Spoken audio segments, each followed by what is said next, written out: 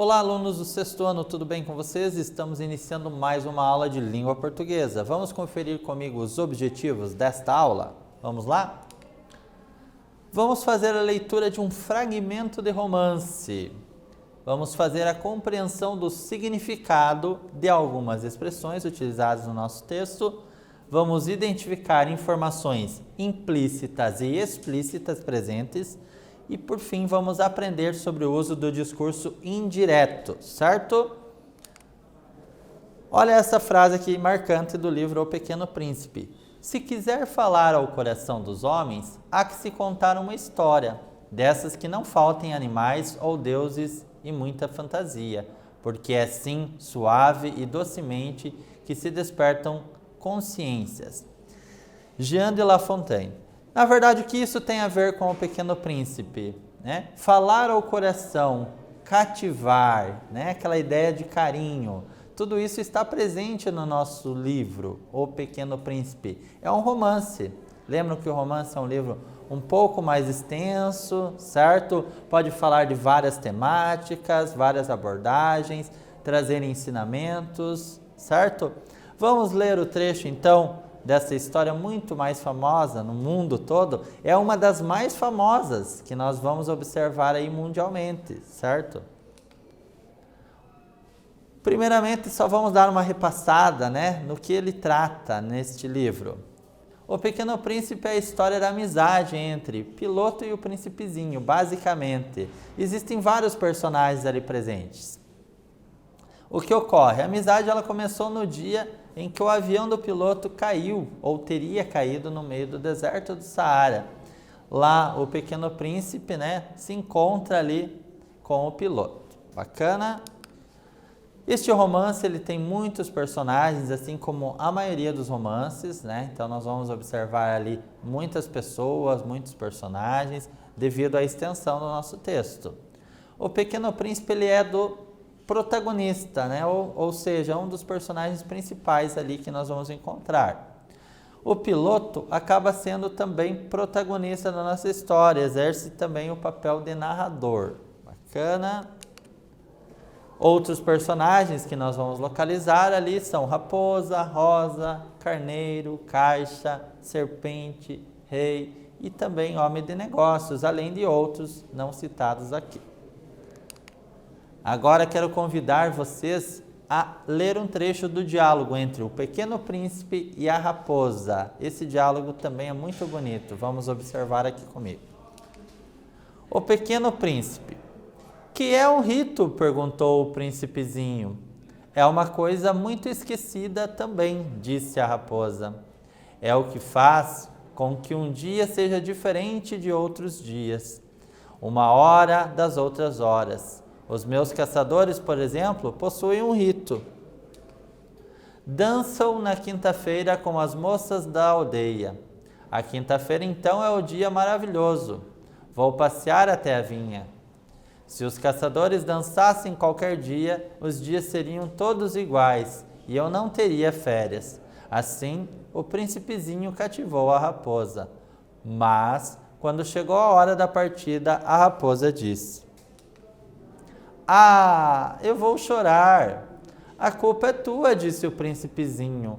Eu não te queria fazer mal, mas tu quiseste que eu te cativasse. Quis, disse a raposa. Mas tu vais chorar, disse o príncipezinho. Vou, disse a raposa. Então, não saias lucrando nada. Eu lucro, disse a raposa, por causa da cor do trigo. Depois ela acrescentou: vai rever as rosas. Tu compreenderás que a tua é a única no mundo. Tu voltarás para me dizer adeus e eu te farei presente de um segredo. Legal, pessoal. Então aqui fala então do diálogo, né, que ocorreu entre a raposa e o príncipezinho. Olha esse detalhe, vai rever as tuas rosas e ao rever verás, compreenderás que a tua é a única no mundo. E a sua mãe, e o seu pai, e os seus irmãos, e os seus amigos, aquelas pessoas que são únicas para você, que são especiais, né? Você vai lembrar desse trecho aqui. Você se deixa cativar e você também cativa essas pessoas no seu dia a dia. Então, este trecho aqui ele nos faz perceber o valor, né? E o quão especial é cada pessoa que faz parte da nossa vida, do nosso mundo, do nosso dia a dia, certo? Vamos à nossa atividade. Leia esse trecho do romance O Pequeno Príncipe e responda: o que é um rito? Já retornamos.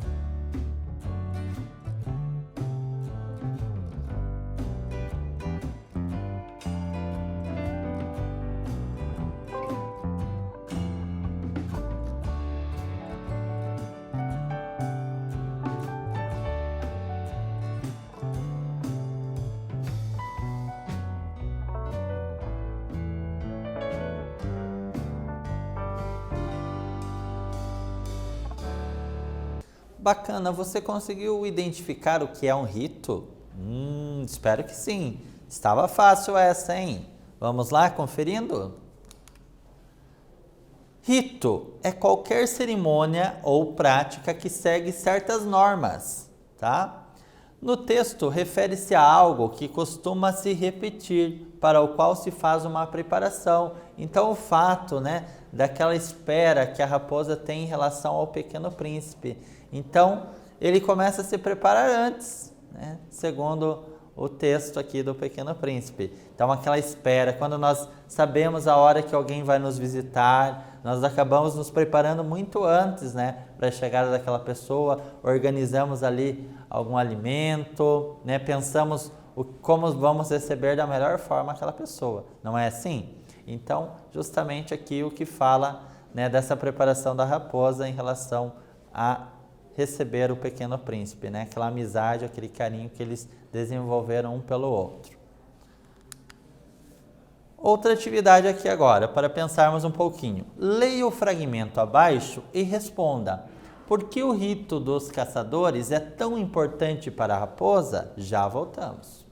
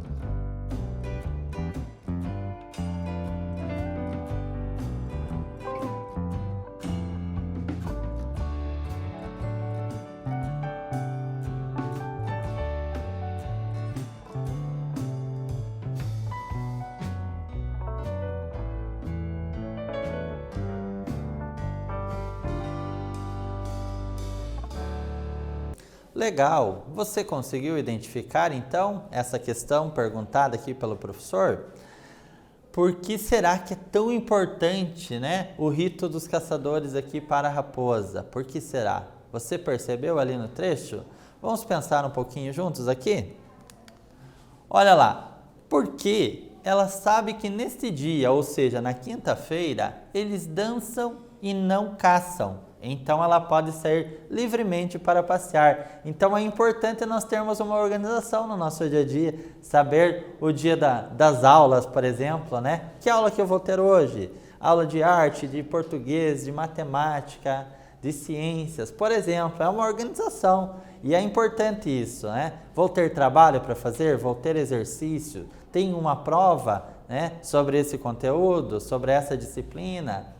Outra coisa, que dia eu pratico judô, que dia eu pratico karatê, né? Que dia eu faço o meu treinamento, tudo isso. Então nós temos desenvolvido ali uma rotina, né? Então, de certo modo, isso é bem importante para a organização, né, da nossa amiga aqui, personagem raposa, certo? Vamos relembrar um pouquinho o que é o discurso direto, antes de trabalharmos com o discurso indireto? Observe lá. Discurso direto é quando o narrador reproduz literalmente a fala. O que é reproduzir literalmente? A fala total, integral do personagem, sem mudar nenhuma palavrinha, sem interferir diretamente, tá bom? Geralmente é antecedido pelo uso do travessão. O que é o travessão? Aquele risquinho um pouquinho maior, né, que nós fazemos lá para marcar o início de uma fala, certo? Também nós temos o uso dos dois pontos, que geralmente vem depois do verbo. Que verbo é esse? Aquele verbo de elocução ou verbo dicente. Por exemplo, Antônio perguntou, dois pontos. Vivian respondeu, dois pontos, né? E aí vem o travessão e a fala do personagem propriamente dito, certo? Observe aqui um exemplo.